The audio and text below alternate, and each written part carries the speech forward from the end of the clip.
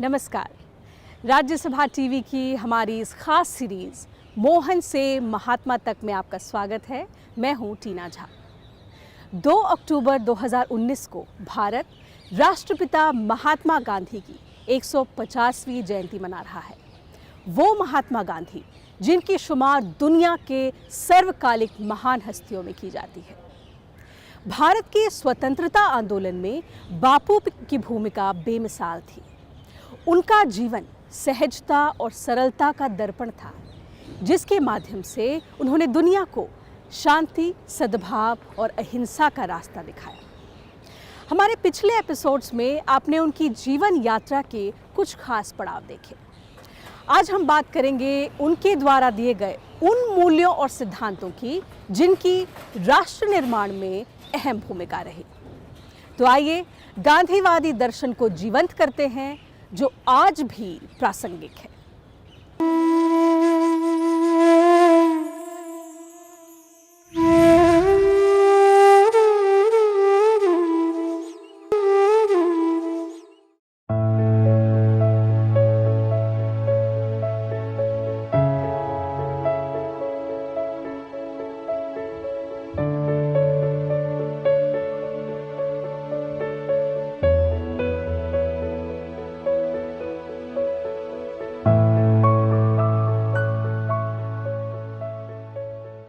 आधुनिक भारत के निर्माण में महात्मा गांधी की भूमिका अतुलनीय है।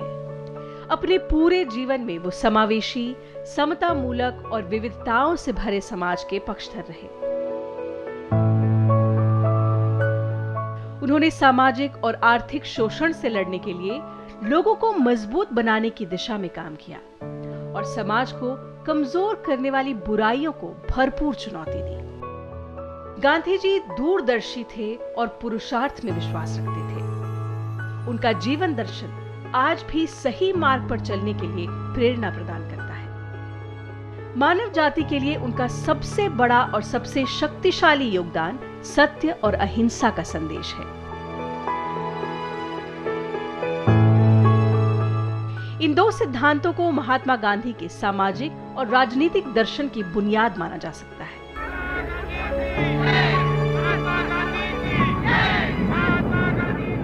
इन्हें गांधी जी ने एक ही सिक्के के दो पहलू कहा था। उनके लिए सत्य साक्षात ईश्वर था, जिसकी प्राप्ति उनके जीवन का अंतिम उद्देश्य था। उन्होंने अहिंसा को सत्य का स्वाभाविक परिणाम बताया था। वो कहते थे कि सत्य की उपेक्षा के कारण ही हिंसा, अत्याचार और अन्याय जैसी बुराइयां जन्मी हैं और सत्य ही इन बुराइयों के खिलाफ सबसे कारगर अस्त्र साबित हो सकता है। उनका विचार था कि बुराई पर बुराई, हिंसा से हिंसा और क्रोध से क्रोध पर विजय प्राप्त नहीं की जा सकती। यदि हम ऐसा करते हैं तो हम केवल आग में घी डालते हैं।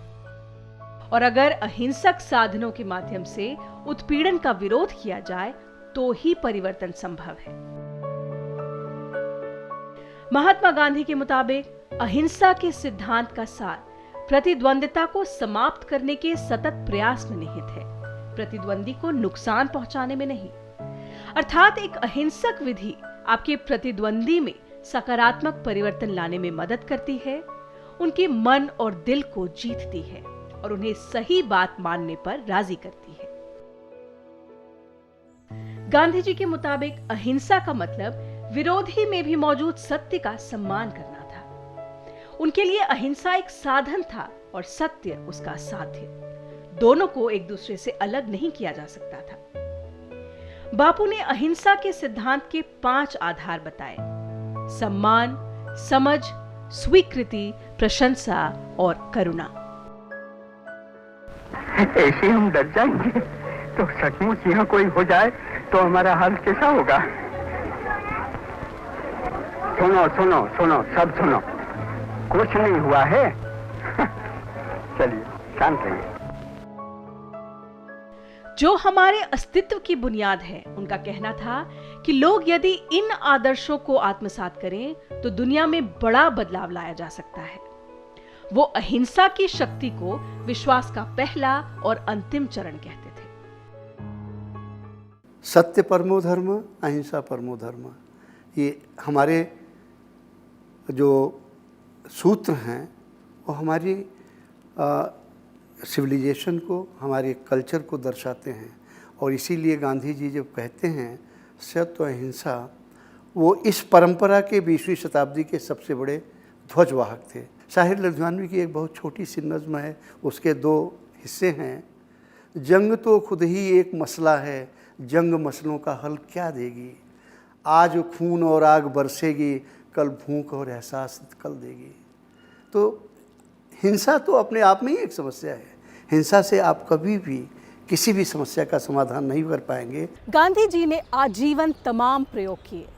इन्हीं प्रयोगों के सार थे सत्य और अहिंसा जैसे लोकप्रिय सिद्धांत। सत्य के मार्ग को उन्होंने सर्वोपरि माना और इसी मार्ग पर चलते हुए सत्याग्रह जैसे सिद्धांत को परिमार्जित किया, यानी आंदोलनों के माध्यम से उसे धार दी, आगे रखा। इन्हीं अनूठे सिद्धांतों ने वैश्विक स्तर पर महात्मा गांधी को शांति दूत का दर्जा दिलाया और दुनिया के तमाम बड़े नेताओं को सत्य और अहिंसा की राह दिखाई। महात्मा गांधी ने अहिंसक विचार और कार्रवाई को सत्याग्रह का नाम दिया था। सत्याग्रह को उन्होंने आत्मा बल या सत्य बल के रूप में परिभाषित किया।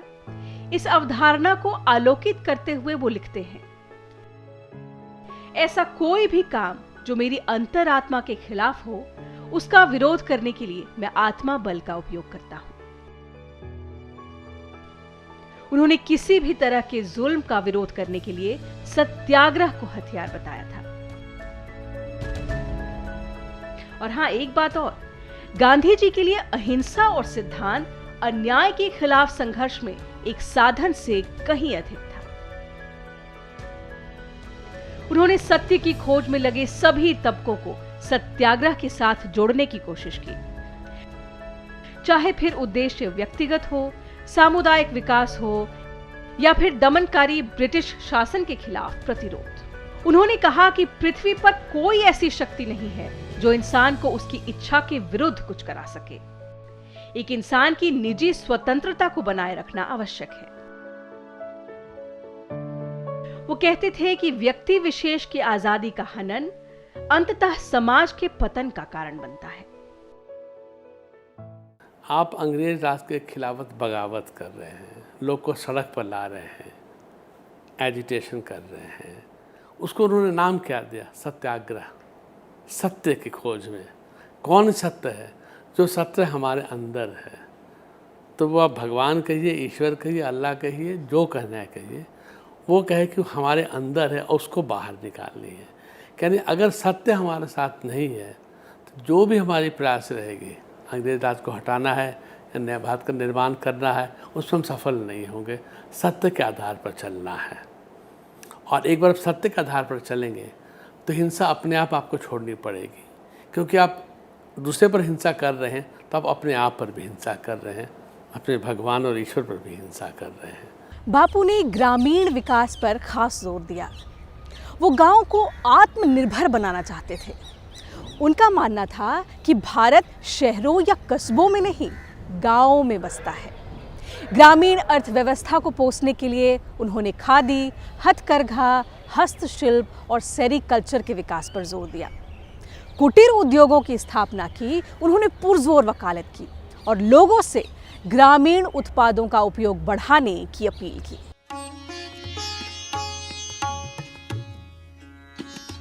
महात्मा गांधी खादी को ग्रामीण विकास का केंद्र बिंदु मानते थे, ठीक वैसे जैसे सौर मंडल में सूर्य।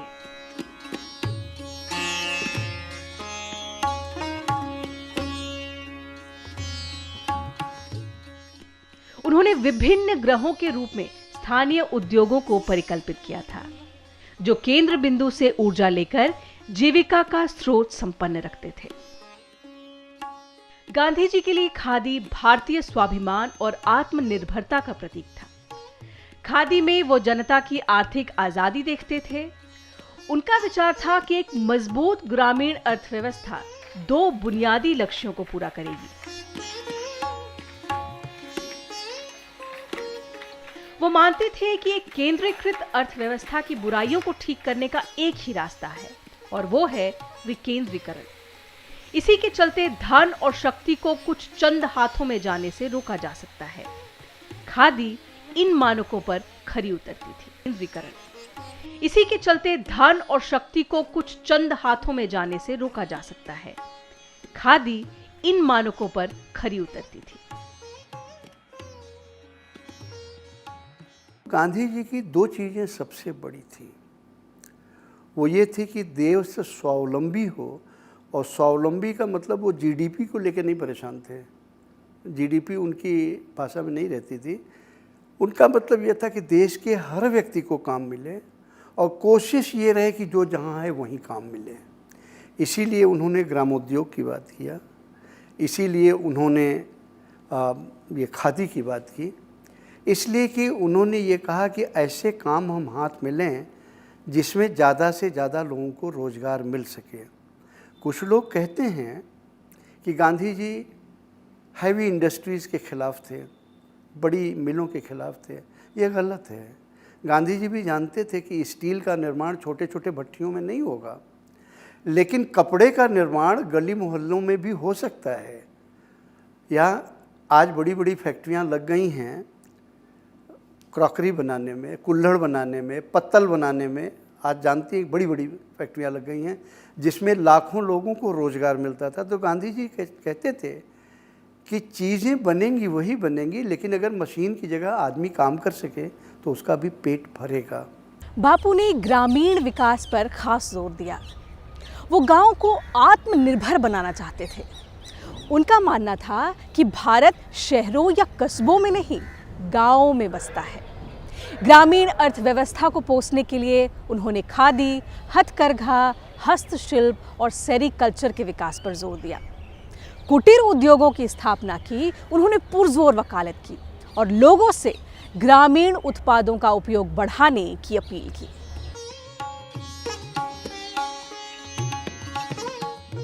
गांधी जी का विचार था कि राजनीतिक स्वतंत्रता ही काफी नहीं है, इसमें लाखों भूखे लोगों की आर्थिक स्वतंत्रता भी शामिल की जानी चाहिए। उन्होंने गरीबी को पूर्ण स्वराज प्राप्त करने के रास्ते में सबसे बड़ी बाधा के रूप में देखा।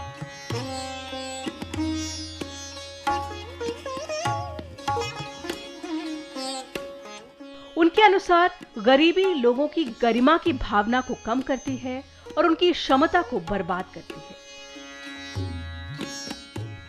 इसीलिए वो कहा करते थे कि यह प्रत्येक देश का बुनियादी दायित्व है कि वो अपने आर्थिक व्यवस्था कुछ इस तरह करे कि जनता की जरूरतें पूरी की जा सके।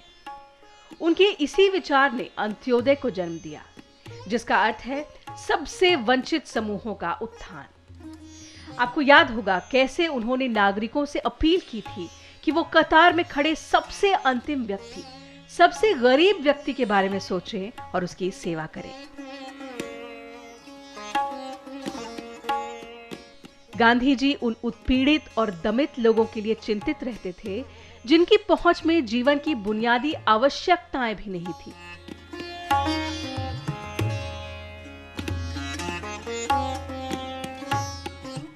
उन्होंने कहा था, मैं आपको एक मंत्र देता हूं, जब भी आपको संदेह घेरे हो या जब जीवन में दुख और पीड़ा की अति हो जाए तो ऐसा करें, सबसे गरीब और सबसे कमजोर पुरुष या महिला का चेहरा याद करें जिसे आप देख सकते हैं, और फिर अपने आप से पूछें कि जो कदम आप उठाने जा रहे हैं उससे इनको क्या लाभ होगा। महात्मा गांधी मानते थे कि समाज का उत्थान और विकास अंत्योदय के माध्यम से सर्वोदय में निहित था, यानी समाज के सबसे कमजोर तबके के कल्याण में ही सबका भला था। कि अगर कुछ काम कर रहे हो, दुविधा में हो उस काम के बारे में, तो सोचो कि जो अंतिम व्यक्ति है, सबसे गरीब व्यक्ति है, दुर्बल व्यक्ति है, उस पर इसका क्या असर पड़ेगा। अगर उस पर असर अच्छा पड़ेगा तो काम करने लायक है। गांधी जी द्वारा प्रतिपादित अंत्योदय दर्शन ने दीनदयाल उपाध्याय जैसे मनीषी नेताओं को अपनी ओर खींचा था। वास्तव में यह उपाध्याय के एकात्म मानववाद के दर्शन के मूल में था। आज अंत्योदय का दर्शन भारत की सामाजिक और आर्थिक विकास नीतियों के मार्गदर्शक सिद्धांतों में से एक माना जाता है। दरअसल किसी भी सरकार के लिए इससे अधिक प्रामाणिक और आदर्श पैमाना नहीं हो सकता अपनी सफलता या अपना काम नीचे तक पहुंच रहा है यानी वो आंकने के लिए। आपने ये कथा भी सुनी होगी कि पहले भारत में परंपरा थी कि भारत के बड़े बड़े जो राजा हुए, राजा उस परंपरा के जो राजर्षि कहे गए, यानी पहले ऋषि तब राजा, जिनका मकसद ही जीवन में जन कल्याण था। जैसे हर्षवर्धन जैसे लोग हर 12 वर्ष में वो सब कुछ अपना दान कर देते थे, वो भी रात में बिल्कुल वेश बदल कर लोगों के बीच जाते थे और सबसे गरीब आदमी के पास कि वो इस सत्ता और व्यवस्था के बारे में क्या महसूस करता है। तो मुझे लगता है गांधी जी ने उन्हीं हमारे ऋषियों के इस भावना को, इससे बड़ा कोई पैमाना नहीं हो सकता व्यवस्था को, सरकार के कामकाज को आंकने का, जो उन्होंने ताबीज या सूत्र हमें दिया। महात्मा गांधी समानता के साथ महिला सशक्तिकरण के भी प्रबल पक्षधर थे। उनके जीवन में कई ऐसी महिलाएं थीं जिनकी उद्यमशीलता से वो काफी प्रभावित हुए। इस फहरिस्त में उनकी मां पुतलीबाई, पत्नी कस्तूरबा, एनी बेसेंट और सरोजनी नायडू के नाम लिए जाते हैं। गांधी जी मानते थे कि महिला पुरुष की समकक्ष है, जिसे प्रकृति ने समान प्रतिभा से नवाजा है, और इसलिए महिलाओं को कमजोर जेंडर कहना एक भूल है। उनका दृढ़ विश्वास था कि भारत तब तक प्रगति नहीं कर सकता जब तक उसकी महिला शक्ति उत्पीड़न, दमन और असमानता के चंगुल से मुक्त नहीं हो जाती। उन्होंने नीति निर्माताओं से विकास के एजेंडे के केंद्र में लैंगिक समानता और महिला सशक्तिकरण रखने का आग्रह किया था। उन्होंने महिला जागरण की दिशा में तमाम काम किए, उनकी हीन भावना को दूर करने की कोशिश की और उनकी गरिमा और आत्मसम्मान अक्षुण्ण रखने में पहल की। 23 दिसंबर 1936 को अखिल भारतीय महिला सम्मेलन में उनका संदेश था, महिला जिसे हम अबला कहते हैं, जब सबला बनेगी तो वो सभी जो आज असहाय हैं शक्तिशाली हो जाएंगे। दूरदर्शी गांधी जी ने खादी उद्योग को बढ़ावा देने की बात इसलिए भी की थी क्योंकि इसका फायदा सीधे महिलाओं को होना था। उन्होंने महसूस किया कि खादी उद्योग न केवल लाखों महिलाओं की क्षमता का उपयोग और दोहन करेगा, बल्कि उन्हें घर की सीमाओं से बाहर लाएगा, तजुर्बा देगा, मजबूत बनाएगा, आत्मनिर्भरता की तरफ ले जाएगा और अंततः गरीबी भगाएगा। गांधीवादी दर्शन की एक अहम कड़ी स्वच्छता थी। गांधी जी मानते थे कि स्वच्छता ईश्वर के समान है और यकीनन राजनैतिक स्वतंत्रता से स्वच्छता ज्यादा महत्वपूर्ण है। इतिहासकारों के मुताबिक गांधी जी एक व्यवहारिक आदर्शवादी थे। उन्होंने कभी न ऐसा कुछ किया या ऐसा कुछ कहा जो उन्होंने पहले खुद पर ना आजमाया हो। गांधी जी झोपड़ी में रहते थे। आप कभी वर्धा जरूर जाइए, देखिए उन छोटी छोटी झोपड़ियों में, खपरेलों में, जमीन पर, नंगी जमीन पर बैठ के देश का भाग्य कैसे लिखा गया। तो अब बात करते हैं स्वच्छता की। वो जानते थे कि स्वच्छता का पालन एक स्वस्थ समाज के लिए कितना जरूरी है, पर अवाम से रूबरू होने से पहले उन्होंने इस बुनियादी सच्चाई को अपने जीवन का अभिन्न अंग बनाया। गांधी जी ने गंदगी, बीमारी और कुपोषण से होने वाले नुकसानों को करीब से देखा था और वो जानते थे कि कैसे इसके चलते हजारों भारतीय, खासकर बच्चों और कमजोर लोग खतरे में जी रहे थे। पर सबसे बड़ी मुसीबत तो महिलाओं और कन्याओं की थी जो खुले में शौच करने को मजबूर थी। गांधी जी के लिए उनकी सुरक्षा और सम्मान का सवाल सर्वोपरि था। इससे देश की आर्थिक और सामाजिक प्रगति में भी बाधा आ रही थी। यही कारण था कि पहले उन्होंने शौच घरों की सफाई पर बल दिया और कहा कि शौच घरों को एक ड्राइंग रूम की तरह ही साफ सुथरा होना चाहिए। टोटल सैनिटेशन फॉर ऑल के नारे के साथ महात्मा गांधी ने स्वच्छता की जरूरत और गंदगी से फैलने वाली बीमारियों के बारे में जागरूकता फैलाने के लिए काम किया। साथ ही गांधी जी के लिए स्वच्छता और अस्पृश्यता ऐसे मुद्दे थे जो एक दूसरे से जुड़े हुए थे। वो उन लोगों के लिए बहुत व्यथित होते थे जो गरीबी और निम्न सामाजिक स्थिति होने के चलते मैला धोने को मजबूर थे। चलिए एक किस्सा सुनते हैं। गांधी जी तब 12 बरस के थे। एक दिन उन्हें एक सफाई कर्मचारी ऊका ने छू लिया तो उनकी मां ने उनसे नहाने को कहा। व्यथित गांधी ने मां से कहा कि ऊका गंदगी और मैला साफ करने में हमारी सेवा करता है, उसके छूने भर से मैं कैसे प्रदूषित हो सकता हूं?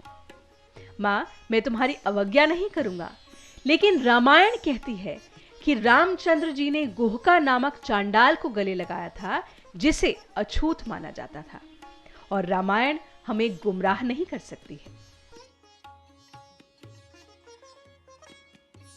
गांधी जी के लिए स्वच्छता के मायने आम परिभाषा से कहीं अधिक थे। उन्होंने चेताया था कि एक अशुद्ध मन एक अशुद्ध शरीर और परिवेश से कहीं अधिक खतरनाक है, और मैं किसी के भी गंदे पैरों को अपने दिमाग पर नहीं चलने दूंगा। अगर 1000 महात्मा गांधी आ जाएं, 1 लाख नरेंद्र मोदी आ जाएं, सभी मुख्यमंत्री मिल जाए, सभी सरकारें मिल जाए, तो भी स्वच्छता का सपना कभी पूरा नहीं हो सकता है, नहीं हो सकता है।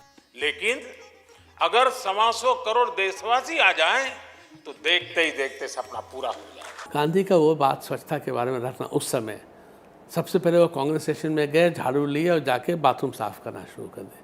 उस समय ये कोई सोच नहीं सकता था, अरे ऐसा आदमी बाथरूम साफ कर रहा है, तो वो तो सफाई कर्मचारी की बात है। तो उसको बाहर निकाल के अगर गांधी ने इसको रखा है, तो मेरे ख्याल से आज भी हम जो गांधी चाह रहे थे हम नहीं कर पाए।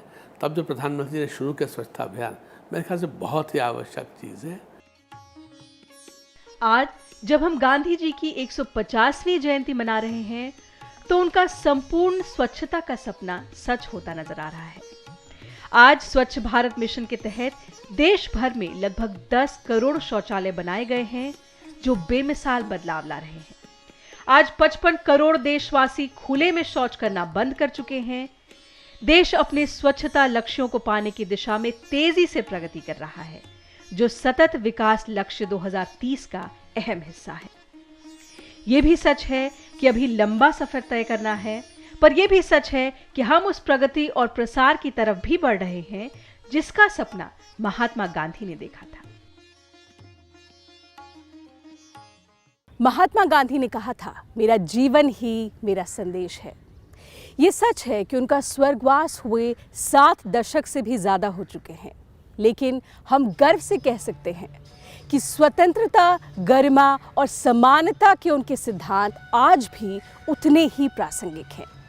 शांति, अहिंसा, सहिष्णुता और सद्भाव जैसी उनकी शिक्षाएं आज भी देश और दुनिया को रास्ता दिखा रही हैं। इस मंत्र पे पक्का विश्वास है मेरा। जब कभी अपने आप को शंका में घिरा पाओ, तो इस परीक्षा को अपनाना। सबसे दीनहीन, गरीब, कमजोर इंसान जिसे तुमने देखा हो, उसका चेहरा याद करना और स्वयं से पूछना, जो मैं करने जा रहा हूं, क्या इससे उसका भला होगा? इस कदम से क्या उसे कुछ मिलेगा या नहीं? इससे क्या वो अपने भाग्य और जीवन को सुधार पाएगा या नहीं? या यूं कहो, ऐसे करोड़ों को स्वराज मिलेगा या नहीं, जो तन और मन की भूख से तड़प रहे हैं, जिनके पेट भी खाली है और हृदय भी। फिर देखना, तुम्हारी सारी शंकाएं छूमंतर हो जाएंगी। तो ये थे गांधी जी की जीवन यात्रा से जुड़े किस्से। हम इस सीरीज के अंत तक आ पहुंचे हैं और जाते जाते कुछ और रोचक तथ्य। क्या आप जानते हैं कि आजादी की लड़ाई के दौरान गांधी जी ने करीब 17 उपवास किए थे, जिनमें से सबसे लंबा उपवास 21 दिनों तक चला था। चाहे मिल मजदूरों के हक की लड़ाई हो या फिर राष्ट्रीय एकता की जद्दोजहद, अहिंसा और सत्य की अपनी इस लड़ाई में बापू ने उपवास को भी अपना शस्त्र बनाया था। क्या ऐसी मिसाल और कहीं मिलती है? बापू ने अपने जीवन की तरह अपने आहार को भी सरल रखा था। कहा भी गया है कि आप वही बनते हैं जो आप खाते हैं। गांधी जी को देखें तो यह कथनी सिद्ध होती दिखाई पड़ती है। तो इसी नोट पर हम इस स्पेशल सीरीज को विराम देते हैं। कोशिश यही रही कि गांधी जी की जीवन यात्रा, उनके विचारों और सिद्धांतों और उनके व्यापक असर में गहरा बैठकर एक मुकम्मल तस्वीर आप तक लाई जाए। हमारे साथी उन शहरों, नुक्कड़ों और गलियों में गए जहां बरसों पहले गांधी जी के कदम पड़े थे।